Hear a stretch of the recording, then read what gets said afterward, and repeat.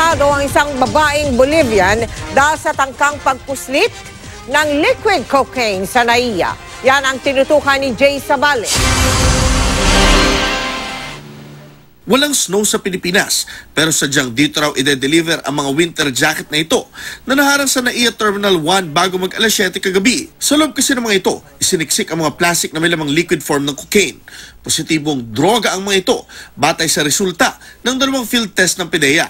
Tila sinadya raw ang pagkakatahi sa mga jacket para lagyan ng kontrabando. Nakuha mga ito sa bagahe ni Maria Hinojosa Bazan, isang Bolivian na agad ding inaresto. Information was given by Interpol through the efforts ng Bureau of Immigration. Base sa impormasyon, galing Brazil si Bazan at pumunta ng South Africa at Thailand bago sumakay ng connecting flight papuntang Pilipinas.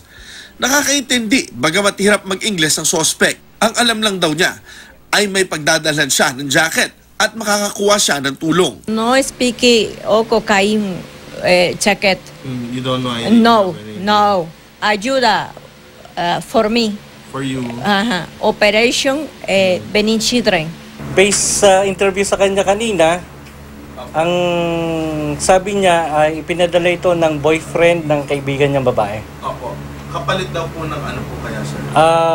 Yung anak daw niya kasi operahan. Yung nagpadala sa kanya ang sasagot sa bayad sa operation. Nakadetain sa NAIA Terminal 3 si Bazan. Hawak naman ng PDEA ang mga ebidensya para idaan muli sa confirmatory examination. Jay Sabale, nakatutok, 24 oras.